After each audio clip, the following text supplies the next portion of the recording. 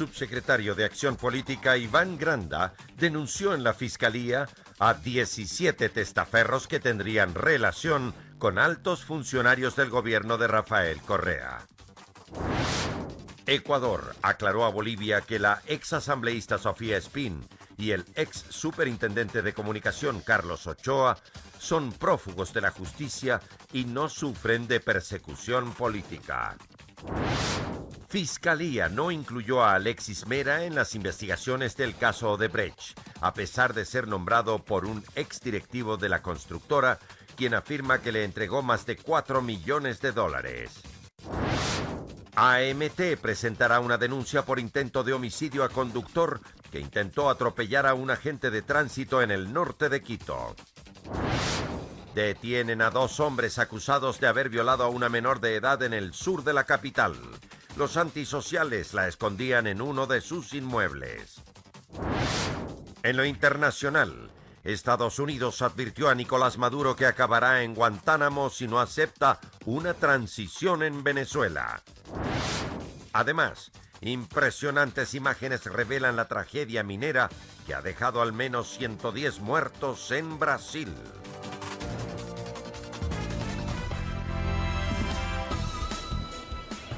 Viernes 1 de febrero del 2019, amigos, es un gusto estar nuevamente con ustedes aquí en la emisión estelar del Comercio TV, finalizando esta semana laboral con lo más destacado de la jornada. Es un privilegio trabajar para ustedes. Aquí iniciamos.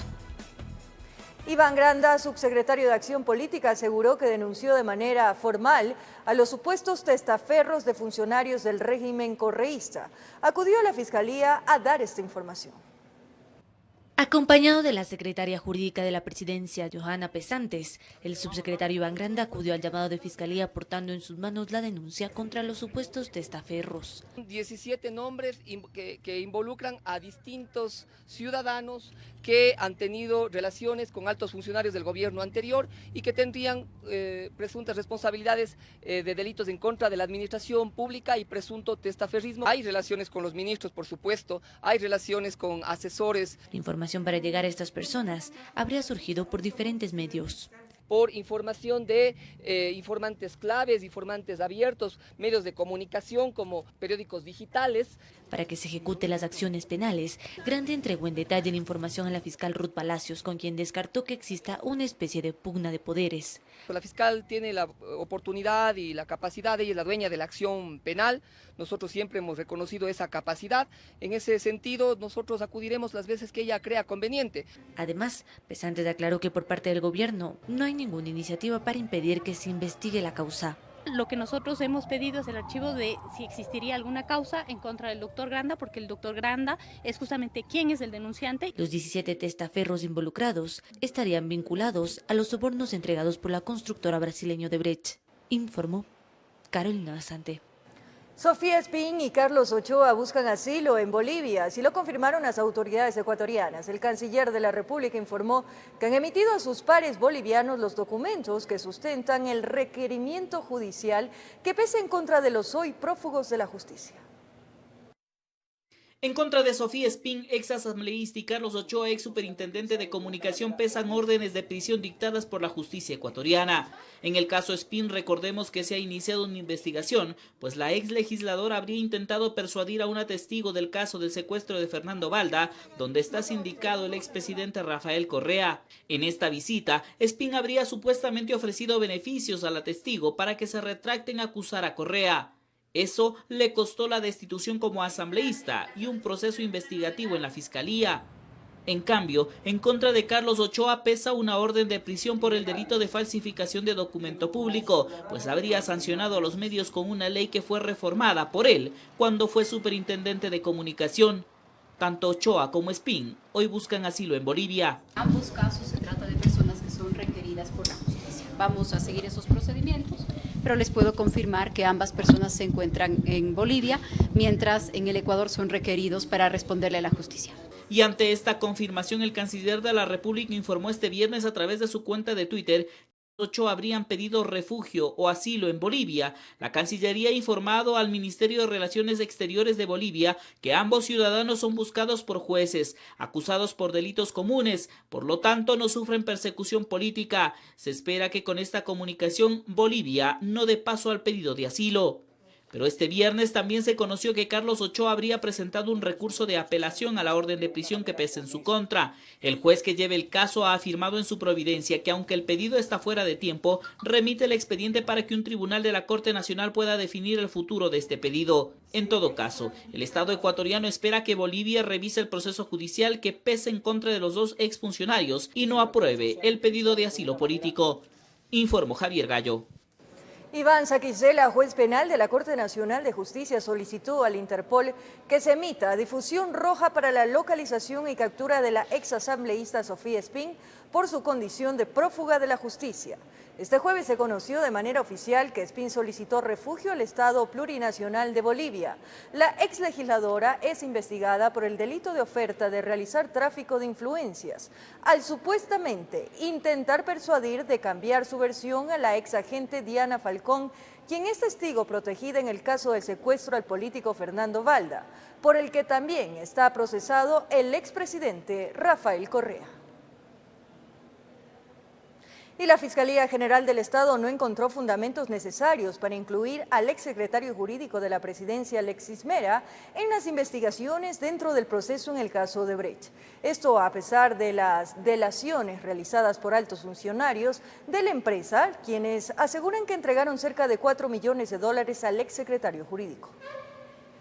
La fiscal que investigaba el caso había colocado entre los posibles responsables a altos exfuncionarios del régimen, basados en la delación del exhombre fuerte de Odebrecht en Ecuador, José Consensao Santos. Entre la información que se había entregado es que Alexis Mera habría recibido $3.5 millones para beneficiar a la constructora y permitir su regreso al país, luego de que el mismo gobierno de Rafael Correa había ordenado su expulsión. Y a esta delación se sumaba otra, la del ex vicepresidente de Odebrecht para América Latina, Luis Mameri. Él también confirmaba que a Alexis Mera se le había entregado dinero para facilitar el retorno de la constructora al Ecuador. Y tras esto, la fiscal general días atrás anunciaba que pediría información tanto a Brasil como a otras fuentes para confirmar y actuar. Estamos sacando de las redes, igual bajando la información, se nos está haciendo llegar también por otros lados, pero Fiscalía está haciendo la investigación que corresponde y estamos haciendo contactos con Brasil para poder obtener toda esa información dentro del expediente. ¿Lo van a incluir entonces en el expediente que usted tiene? Lógicamente, es una información bastante interesante para el proceso que estamos llevando a efecto. La investigación del caso había sido elevada a la Fiscalía General el año pasado, pues se consideraba que dentro de la indagación había que incluir a funcionarios con fuero de Corte Nacional. Pero este 31 de enero la Fiscalía General rechazó el pedido, pues según ellos no existían argumentos judiciales suficientes para incluir a personas con fuero de corte dentro de esta investigación. Así la Fiscalía no encontraba méritos para incluir a Alexis Mera en la indagación sobre el caso de la entrega de sobornos por parte de la empresa Odebrecht en el país. Informó Javier Gallo. Petroecuador informó que el precio terminal de la gasolina súper para el sector automotriz disminuyó aproximadamente en 20 centavos por galón en el mes de febrero del 2019, en razón que el costo del valor del crudo oriente se redujo en $8.05 el barril, lo cual incidió en el costo de importación de nafta de alto octano. Cabe indicar que el precio de la gasolina súper tiene una metodología de cálculo en base a la recuperación mensual de los costos de Petroecuador, razón por la cual el precio de venta al público varía mes a mes y el margen de comercialización de la misma está liberado. La Defensoría del Pueblo exhortó a varias entidades estatales para que restituyan la personería jurídica a la Unión Nacional de Educadores, UNE, que fue disuelta en agosto del 2016, tras una resolución del Ministerio de Educación aduciendo que no cumplía con todos los requisitos. Fue la titular encargada de la Defensoría del Pueblo, Gina Benavides, quien exhortó a varias entidades gubernamentales para que restituyan la personería jurídica de la Unión Nacional de Educadores, UNE, que fue disuelta a través de una resolución del Ministerio de Educación en agosto del 2016, aduciendo que no contaban con todos los requisitos. Al Ministerio de Educación para que anule la resolución y proceda a restituir por acto administrativo la personería jurídica de la UNE y sus bienes. Pedido que la defensora sostiene es en base a que con esta resolución se habría afectado el derecho humano a la libertad de asociación de los maestros agremiados de la UNE, por lo cual también hizo un llamado a la Asamblea Nacional para que actúe en favor de leyes que garanticen este derecho, así también a la Presidencia de la República. Para que en su calidad de colegislador sancione favorablemente las leyes que garanticen el real y efectivo goce de los derechos a la libertad sindical y a la libertad de asociación. En este marco, la presidenta de la Unión Nacional de Educadores, Isabel Vargas, denunció que la Comisión Liquidadora de la UNE intentaría vender los bienes de esta organización, que contaría con un patrimonio de 15 millones de dólares. Los bienes propiedad de los maestros unionistas. Esto es un delito de estafa. Y advertimos a la ciudadanía que se abstengan de comprar, ya que esta transacción a la larga será anulada. Según la ley de la Defensoría, las instituciones tendrían 8 días para responder al exhorto. En Quito informó Adriana Rojas.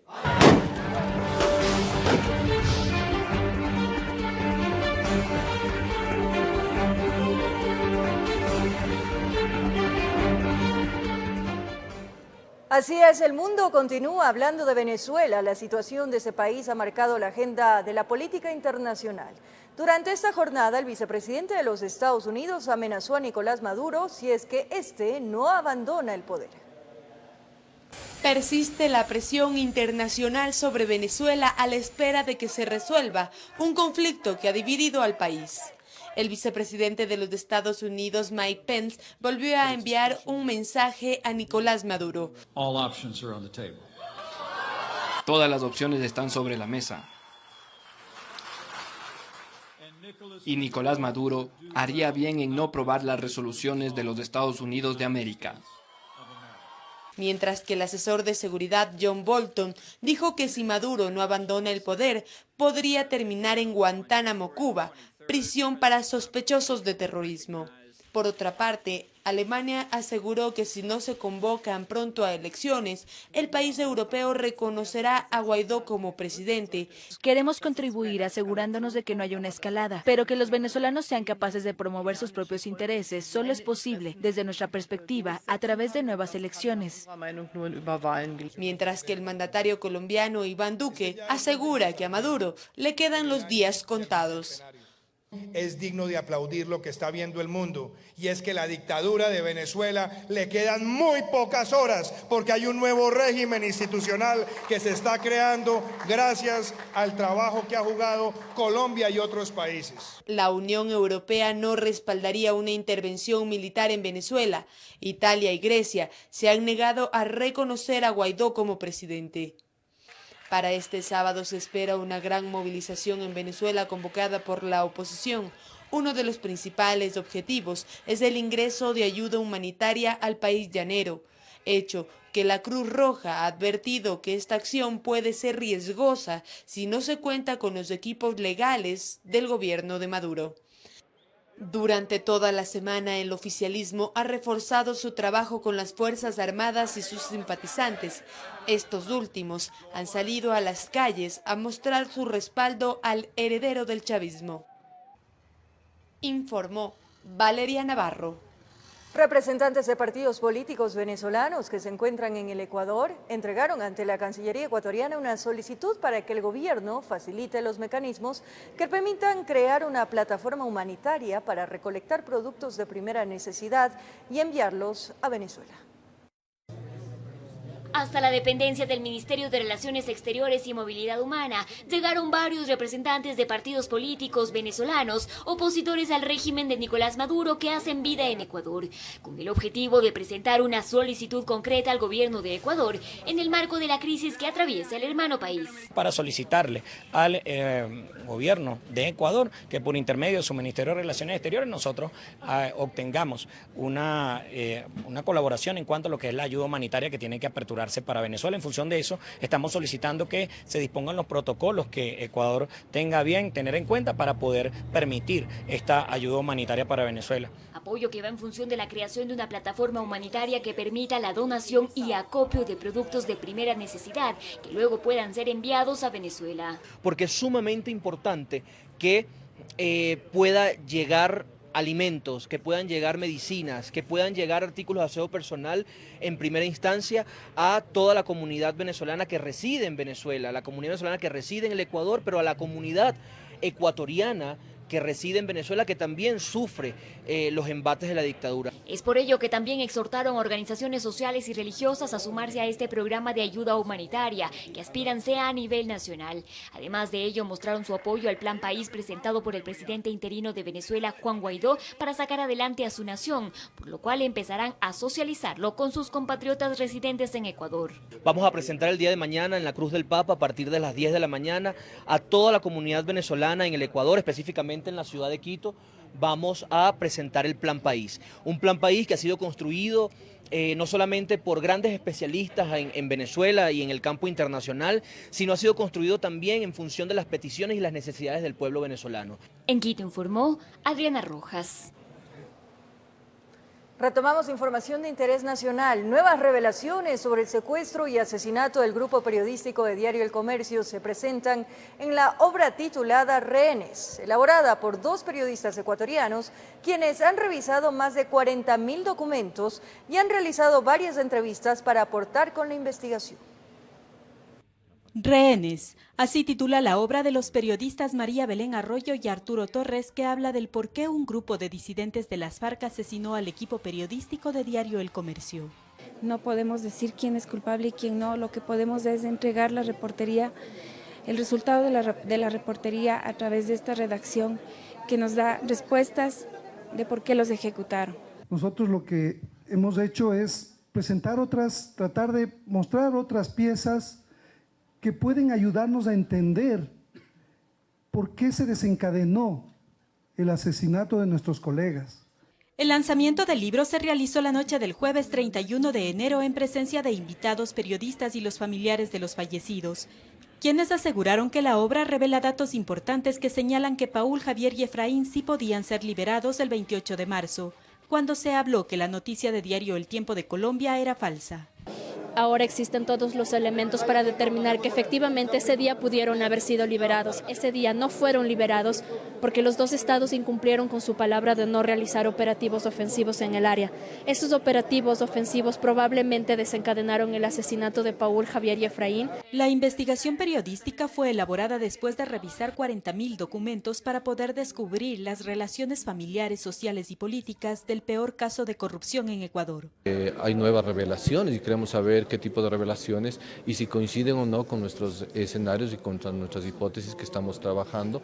Este libro revela que los periodistas fueron secuestrados en Mataje. Todos las pertenencias personales, inclusive en el chaleco de Paul estaba el protector solar. Nosotros documentamos que Huacho estuvo 2 o 3 días con ellos. Luego lo separaron y lo llevaron al mando de Pitufo, que es el otro disidente. Después de 10 meses del secuestro del equipo periodístico de Diario El Comercio, aún quedan muchas dudas sobre lo ocurrido. Sin embargo, se espera que las autoridades puedan dar respuestas lo más pronto posible y que un caso como este no se vuelva a repetir en nuestro país. Informó Sara Naranjo. Durante el acto formal de entrega de la declaratoria de reserva de la biosfera al Chocó andino de Pichincha, se suscitaron varios incidentes ciudadanos pertenecientes a la mancomunidad. Se molestaron por el incumplimiento del programa y afirmaron que se les quiso dejar sin representatividad al no permitir a sus dirigentes pronunciarse. Ellos se manifestaron contrarios a proyectos extractivistas dentro de la zona. Durante este acto formal desarrollado en Mindo estuvieron presentes autoridades nacionales, locales, parroquiales y de la UNESCO. En el mismo se entregó la certificación que reconoce al Chocó andino de Pichincha como la 7ª reserva de la biosfera del Ecuador, reconocida por la Organización de las Naciones Unidas para la Educación, Ciencia y Cultura. La idea de una reserva de biosfera también se convertía en nuestro programa de internacionalización de la provincia, posicionar a la provincia de Pichincha en el mapa mundial. Posterior a esta intervención, ciudadanos de la parroquia de Pacto, quienes se encontraban organizados en la parte posterior, iniciaron una serie de reclamos en contra de la minería que dicen estaría afectando su zona e iría en contra de la declaración de la UNESCO. En este momento hay alrededor de 7-10 concesiones mineras. Están prácticamente tratando de abarcar todo el territorio de la parroquia de Pacto. Ante ello, la prefecta subrogante de Pichincha, Marcela Costales, respondió de la siguiente manera y se llevó los aplausos de los presentes. Quisiéramos nosotros ser autoridad en el tema minería para darles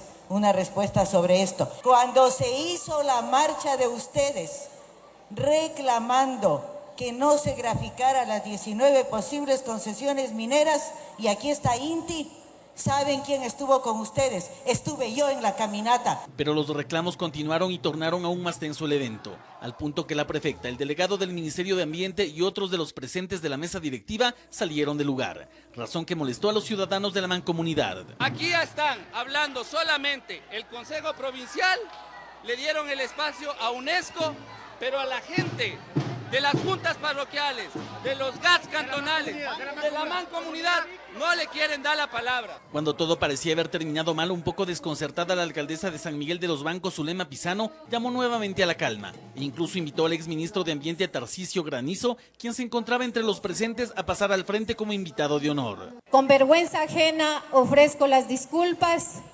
Vamos a regresar para que se concluyan los puntos que no fueron abordados. A pesar de estos incidentes, el mensaje desde el principio fue claro. Por ejemplo, la delegada de la UNESCO en Quito dijo que lejos del reconocimiento internacional que representa pertenecer a las reservas de biosfera del mundo, esto brinda mayores posibilidades de un desarrollo sostenible en estas zonas de influencia. Y también posibilidades de un mayor sentido identitario, de un mayor sentido de comunidad. De su parte, Verónica Arias, secretaria de Ambiente del municipio de Quito, se refirió a las políticas públicas implementadas por el Cabildo a favor de las mancomunidades del noroccidente de la capital. Una visión de armonía de la naturaleza con el ser humano, y esto es de las políticas más fuertes que ha tenido la administración del municipio de Quito para mantener nuestros recursos naturales sin explotación minera. En respaldo a la declaratoria de reserva de la biosfera que recibió el Chocó Andino de Pichincha por parte de la UNESCO, se confirmó que se levantará información técnica solicitada por dicho organismo internacional y que la relación armónica entre lo económico, social y natural deben ir de la mano para la conservación del área, informó Javier Rosero. En el sur de Quito fueron detenidos 2 sujetos acusados de haber violado a una menor de edad. La adolescente habría sido retenida en contra de su voluntad y la escondían en la casa de uno de los sospechosos. Las investigaciones revelaron que a la menor de 14 años la encontraron en la calle. Aprovechando su vulnerabilidad, la convencieron para ir a la casa de uno de los sospechosos. La supuesta fiesta a la que le invitaron se convirtió en pesadilla. Los presuntos victimarios habrían abusado sexualmente en el domicilio de uno de ellos. La adolescente prácticamente se convirtió en un juguete sexual. Supuestamente se turnaban para tener relaciones. En los exámenes médicos confirmaron que hubo violación. Los cuales habrían participado en forma directa como autores, pertenecerían a una agrupación, los Vatos Locos. Los padres de la menor pusieron la denuncia de su desaparición. Estuvo varios días en poder de los sospechosos. Agentes de la DINAPEN, en base a labores de inteligencia, lograron ubicar en el sur de Quito el domicilio donde permanecía en contra de su voluntad. Explotación sexual, estamos hablando, estuvieron retenidas y como se manifestó, tuvieron este beneficio estos 3 ciudadanos contra la menor. 2 de los supuestos agresores fueron detenidos por agentes de la policía. Cuando supuestamente cometieron el delito eran menores de edad, por lo que fueron llevados al Centro Juvenil Virgilio Guerrero, a pesar que ya cumplieron los 18 años. Para que cumplan las medidas socioeducativas de internamiento institucional de 4 años. Falta por ser ubicado un tercer sospechoso. La policía cuenta con pistas del otro sujeto. Al momento los equipos trabajan en campo para lograr su ubicación. En Quito informó Iván Casamen. La policía y fiscalía del cantón Daule investigan la muerte de un niño de 12 años, quien habría fallecido al incrustarse una varilla metálica mientras se bañaba en su domicilio. Los peritos analizan las circunstancias que rodean su deceso, puesto que hay sospechas de maltrato. Cerca de las 21 horas del jueves llovía copiosamente en el recinto Guarumales del cantón Daule. El pequeño Deymar, de 12 años, permanecía en la parte externa de su domicilio bañándose, debido al ruido que la lluvia provocaba al caer sobre el techo de zinc. Nadie escuchó gritos o lamentos.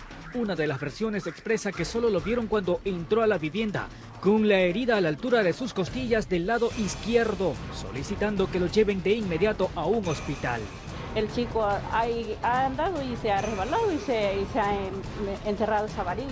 Y se había penetrado al costado izquierdo del tórax una varilla. Cerca de la 1 de la mañana se confirmó la muerte del pequeño.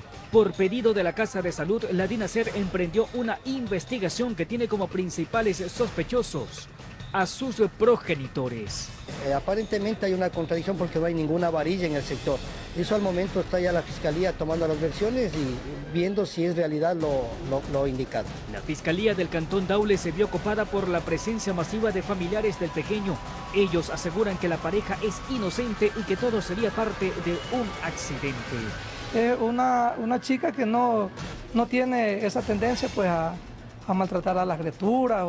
Yo vivo cerquitita de la casa de mi sobrino, no le ha pegado, no les pega. Al momento, como ustedes pueden ver, se encuentran los padres por disposición de la Fiscalía. Están durante 8 horas aprendidos, rindiendo sus versiones con sus abogados respectivos para ver si existe pruebas suficientes de lo que ellos estaban aduciendo. En una inspección realizada al domicilio donde ocurrió el hecho, se pudo observar el espacio que normalmente utilizaba el pequeño para bañarse. Alrededor permanecen diversas varillas oxidadas, pero lo que confunde a los agentes es no haber encontrado específicamente el metal con alguna huella de sangre. Tal vez porque la lluvia se habría encargado de limpiarlo todo. Pero de ahí, de que como dicen que mi sobrino les pega a sus hijos, es mentira. Informó José Morales. En el norte de Quito, una familia fue víctima de presuntos delincuentes que ingresaron a la vivienda en busca de artículos de valor. Los desconocidos actuaron con los rostros cubiertos y portaban armas de fuego. Era temprano, recién cayó la noche. El supuesto error, abrir el garaje para guardar el vehículo. El proceso fue aprovechado por los delincuentes que ingresaron y sometieron con armas de fuego al dueño de casa y su sobrino. Les botan al piso con un arma en la nuca. Son 4 personas tapadas totalmente con un pañuelo en la nariz. Quien nos relató lo que pasó estaba en el interior de la casa con sus 3 hijos pequeños. Al ver lo que pasaba, cerró la puerta principal y se encerró en el dormitorio con los niños. Pero uno de los supuestos delincuentes ingresó por la ventana y antes que pueda llamar pidiendo ayuda, terminó con las intenciones de la señora. Los niños gritaban como locos, no se podían calmar, cogieron celulares. Luego procedieron a mi esposo y a mi sobrino a tirarles al mismo cuarto, mientras un tipo nos cuidaba, apuntándonos con un arma. A pesar que les advirtieron que no pongan la denuncia, que no hagan público el robo, perdieron el miedo y decidieron contar lo que pasó. Se llevaron laptops, celulares, relojes, billeteras. El perjuicio ascendería a más de $3,000. ¿Sintieron como decirles que sus vidas estaban en riesgo, la vida de los niños? Sí, porque el señor estaba súper nervioso, me dijo que les calle a los niños porque él no sabe qué puede hacer. Lo que más les indigna es el accionar y la supuesta pasividad de la policía. Los afectados, gracias a la tecnología, lograron ubicar a uno de los celulares. Se movían por el centro de la ciudad, pero como que poco o nada les importó a los uniformados. Según los afectados, se limitaron a decir que estaban fuera de la jurisdicción. Localizamos que estaba en movimiento por la Alameda. Les dijimos a los policías y dijeron que no procede, que ellos no pueden hacer nada, que ellos no nos pueden ayudar, que vayamos a otro PAI del sector de la Alameda. Directamente no quisieron colaborar, no quisieron hacer, no quisieron. Dicen que perdieron más de 2 horas, al parecer recibieron alguna orden de un superior y reaccionaron, pero ya era tarde, el GPS dejó de emitir señal. Por favor, la policía parece que está con ellos. O sea, tenemos unas leyes que no nos respaldan, les respaldan más a los delincuentes. El robo ya fue denunciado, lo que no saben es dónde poner la queja de la supuesta inacción de los agentes policiales. En Quito, informó Iván Casamen. Una presunta banda de robacarros que operaba en las provincias del Guayas, Azuay y El Oro fue desarticulada por elementos de la policía judicial en el cantón Machala, provincia del Oro. 4 personas fueron detenidas. 4 integrantes de una presunta estructura delincuencial que se dedicaba al robo y comercialización de vehículos fueron capturados por el equipo interagencial de la Policía Judicial del Distrito Machala, luego de diferentes acciones investigativas. Estos ciudadanos habían participado en un evento delictivo en el sector del Distrito Metropolitano del Guayas.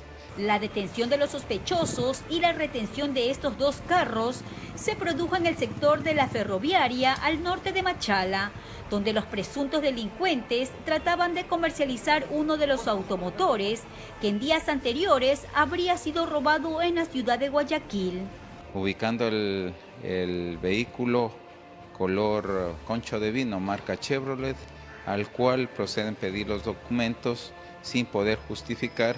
Esta supuesta banda realizaba sus fechorías en las provincias del Guayas, Azuay y El Oro. Su modus operandi era fijar su blanco para luego cometer el ilícito. Le roban el vehículo, como ya le tienen localizado al dueño y todo, proceden a hacer llamadas extorsivas a los celulares pidiendo un rescate por estos vehículos. En el particular de este caso era $3,000. A los aprehendidos, que registran un gran historial delictivo por robo, asociación ilícita, extorsión y ocultación de cosas robadas, se les dictó prisión preventiva, mientras que los autos fueron ingresados en los patios de retención vehicular de la Policía Judicial bajo cadena de custodia para los trámites correspondientes. Desde Machala informó Karina Valdivieso. Un auto y su conductor cayeron 60 metros al abismo. El hombre sorprendentemente salió ileso del siniestro de tránsito. La madrugada de este viernes 1 de febrero no fue habitual en el sector del Trébol, en pleno centro-sur de la capital. Y es que a eso de la 1:30 de la mañana, un auto junto a su conductor cayeron en la quebrada del río Machángara. Aproximadamente a la 1:45 de la mañana, a la estación de bomberos ubicada en la Rocafuerte, nos despachan a un accidente de tránsito en el río Machángara. El vehículo aparentemente pierde pista y cae al interior del río. Alrededor de 60 metros cayó el automóvil, pero sorprendentemente su conductor salió ileso e incluso, a decir del cuerpo de bomberos, fue él mismo el que llamó al ECU 911 para ser rescatado. Aparentemente es el mismo conductor, el cual informa a la central de emergencias que está en el interior. El caballero fue dado de alta, al momento más bien del accidente o el momento que fue rescatado empezó a tener un problema de pánico, del susto del accidente, por eso fue retirado a una casa asistencial, pero no por heridas graves, sino más bien por el pánico que empezó a sentir debido al accidente. Alrededor de 6 horas duraron los trabajos de rescate. En el mismo intervino el Cuerpo de Bomberos y la Agencia Metropolitana de Tránsito.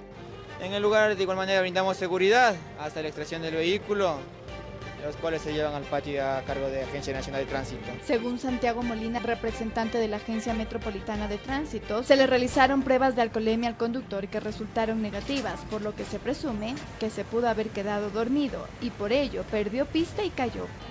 Puede ser impericia por parte del conductor, de pronto le venció el sueño, pues eso habrá ya que determinarlo médicamente, la verdad. Las autoridades recomiendan estar más atentos a la hora de conducir. En Quito informó Andrea Urbi. La Agencia Metropolitana de Tránsito presentará una denuncia por intento de homicidio contra un ciudadano que arrolló a uno de sus agentes en el norte de Quito. Esta es la grabación viral que muestra la agresión a un agente civil de tránsito en Quito. El incidente ocurrió la tarde de este jueves 31 de enero en el sector de Calderón. Del conductor, entendemos que en circunstancias que fue detenido la marcha por uno de nuestros agentes, porque aparentemente conducía en estado de embriaguez. Al parar la marcha de su vehículo, lo que hace es lanzar su vehículo contra la unidad de nuestro funcionario público dentro.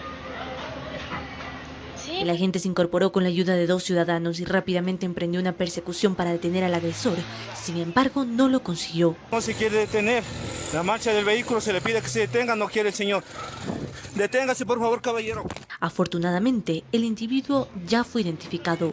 Este delito de tentativa de homicidio, que es lo que se está configurando, es como nosotros vamos a plantear la denuncia ante Fiscalía. Porque también se informó que el funcionario agredido resultó ileso. Nuestro agente, como se puede observar en las imágenes, logra lanzarse sobre el capot, luego desplazarse a un costado del vehículo. Esto hace que nuestro agente no caiga o no quede en la trayectoria que llevaba el vehículo. Por parte de la Agencia Metropolitana de Tránsito, se espera que la justicia actúe de inmediato para sancionar al agresor, informó Carolina Basante.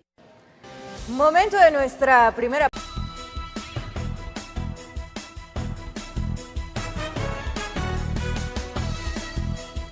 Gracias por seguir en nuestra sintonía. El Consejo Nacional Electoral y los candidatos al Consejo de Participación Ciudadana y Control Social no llegan a consenso en el mecanismo que se aplicará para promocionar. Esto a pesar de que la próxima semana arranca la campaña electoral. Fue un encuentro acalorado entre autoridades del Consejo Nacional Electoral y candidatos al Consejo de Participación Ciudadana y Control Social, que participaron en un taller a horas de que inicie la campaña electoral. Esa es la mayor preocupación, porque no podemos hacer una difusión abierta al ser personajes no políticos, y eso pues limita muchísimo. Quisiera, por ejemplo, que nos den espacio de poder acercar a hablar con la ciudadanía, por ejemplo, hablar en las radios. El máximo organismo electoral descartó que se trate de discriminación al tiempo de explicar que los candidatos al Consejo de Participación Ciudadana no pueden hacer campaña al igual que quienes postulan para otras dignidades públicas, dando cumplimiento a las reformas efectuadas a la Ley Orgánica de Participación Ciudadana, realizadas luego de la consulta popular. La ley nos establece ya un marco específico. El marco específico es que ellos no hacen campaña electoral. Esa promoción y difusión de sus nombres, trayectoria y propuestas la tiene que hacer el Consejo Nacional Electoral con un presupuesto público. Serán 4,5 millones destinados para la campaña, alrededor de $93,000 para cada candidato, a ser utilizados en 148 spots de televisión, radio y prensa. El tiempo de la publicidad también generó malestar. No podemos hacerlo en unos 8 segundos, porque son 8 segundos para presentar el proyecto, 8 segundos para presentar la trayectoria y 4 segundos para decir el nombre. O sea que es un periodo sumamente corto. La pretensión de que los aspirantes presenten la información con la propuesta de campaña para grabar la propaganda hasta la noche de este viernes fue otro punto que generó rechazo. Las redes sociales no están reguladas, no existe una regulación. El Consejo Electoral en el último reglamento que aprobó tampoco ha intervenido en esa materia. En medio de desacuerdos se procedió al sorteo para definir el día y la hora en que saldrán los spots en los medios de comunicación, informó Héctor Romero.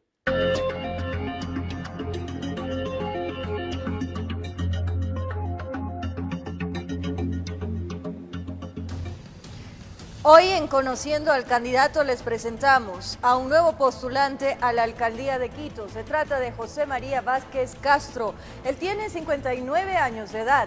Su profesión, abogado, experiencia, ex docente de la Universidad Central del Ecuador. Trabajó como abogado de la Federación Provincial de Ligas y de la Asociación de Ligas de Pichincha. Él representa el movimiento político Acción Democrática Ecuatoriana, Lista 71.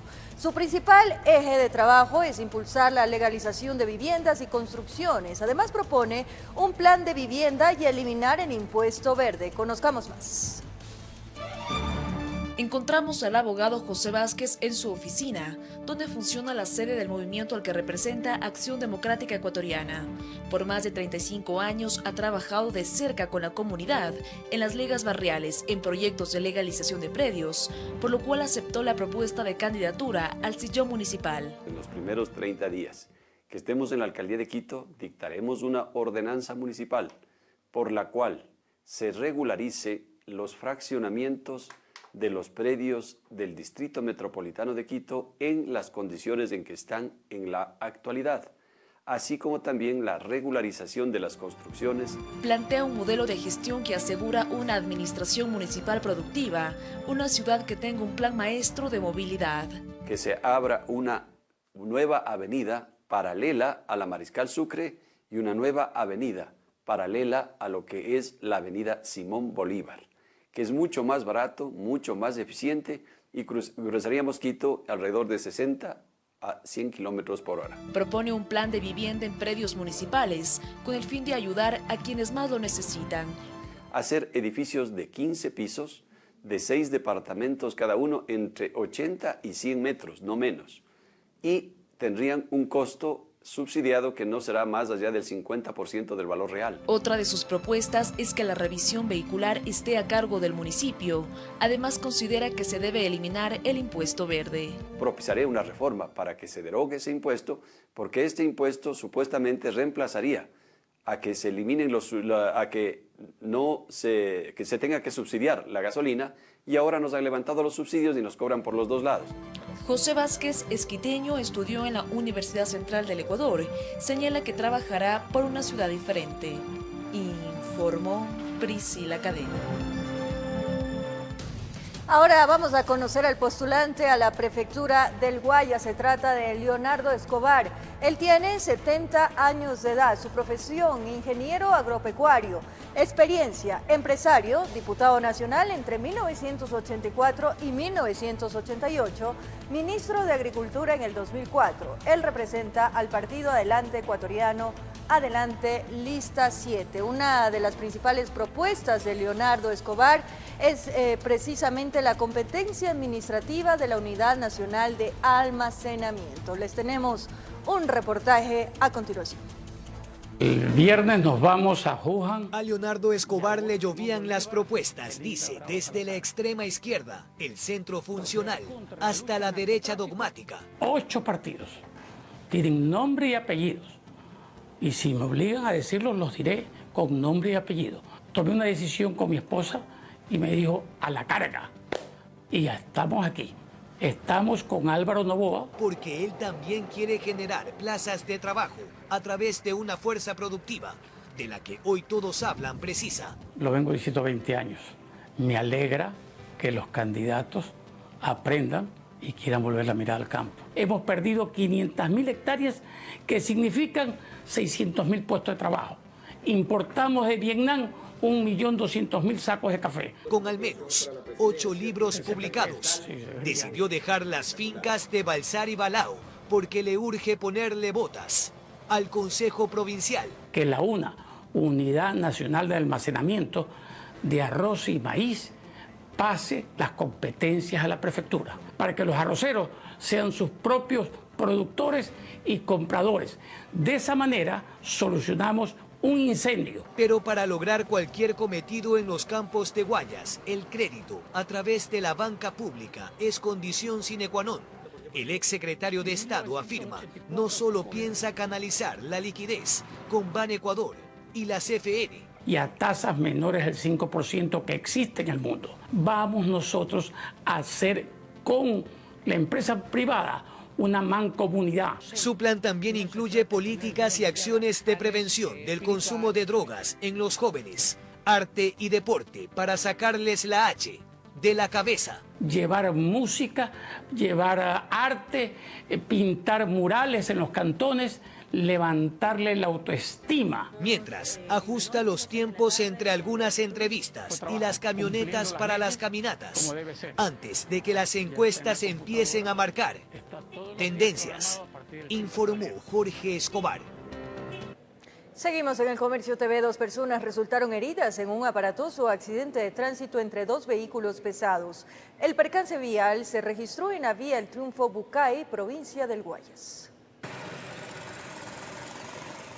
Un bus de la cooperativa Trasandina chocó contra un camión que transportaba mercadería. Trasandina, hecho pedazo el camión. El accidente se produjo en el kilómetro 59 de la vía El Triunfo Bucay, en la provincia de Guayas. En cuanto a la unidad de transporte, 2 de los pasajeros resultaron heridos, mientras que el conductor se dio a la fuga. Por su parte, el chofer del camión permaneció en el sitio para afrontar la situación. Informó Jorge Salazar. Un motociclista murió luego de ser embestido aparentemente por un camión. El accidente ocurrió en Santo Domingo de los Áchilas. Patricio López, de aproximadamente 60 años, murió en un accidente de tránsito ocurrido en el sector del Arbolito, zona céntrica de Santo Domingo. Tenía la llanta retratada en esta parte de aquí del rostro. Manifiestan de que se trata de 2 vehículos participantes, de una motocicleta y de un camión. Al parecer, la moto en que se desplazaba realizando entregas a domicilio fue embestida por un camión, que tras el suceso se dio a la fuga. Le pasa el semáforo en rojo y lo impacta al señor. No solamente le impacta, sino que atropella la moto y le pasa el carro por encima del señor también. Que venía en exceso de velocidad el camión. Ya ha llamado a las demás unidades para que traten de localizarlo. La muerte del motorizado se dio de manera instantánea. Personal del Servicio de Investigación de Accidentes de Tránsito realizaron el levantamiento del cadáver. A mí lo que me dio fue de venir a ayudar a la persona que estaba en el piso. Pero ya al ver que no se movía, cuando ya lo veo que no se mueve, yo voy a ver para decir, ¿puedo seguir el camión? Y ya se había ido.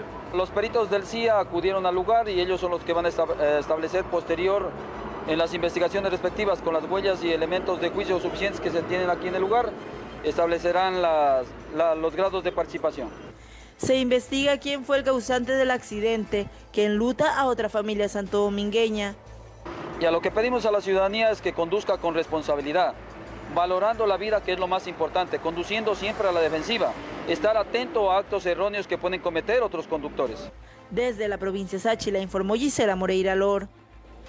Una mujer de 45 años de edad murió producto de una explosión en una fábrica de juegos pirotécnicos. Este hecho ocurrió en el sector de Pacha, en la parroquia de Baños, en la provincia de La Suay.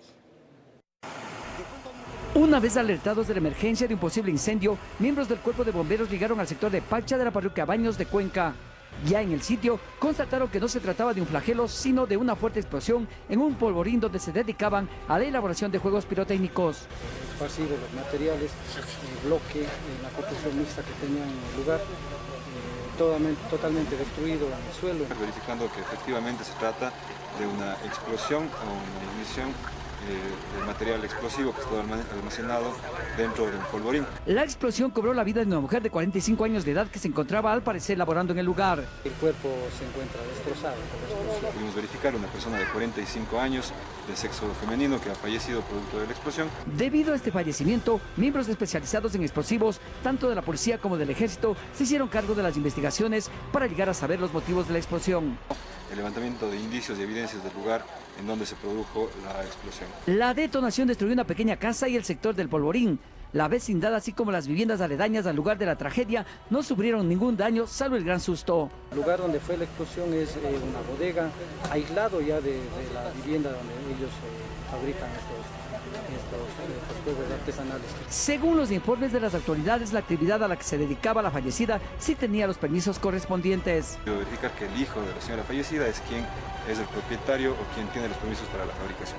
El cuerpo de la mujer fue llevado al centro forense para la autopsia de ley, mientras las entidades iniciaron con las averiguaciones legales del caso. Informó desde la ciudad de Cuenca, Francisco Ramírez. Una nueva pausa en el Comercio TV. Concluye el Comercio TV. Un buen fin de semana. Un abrazo grande.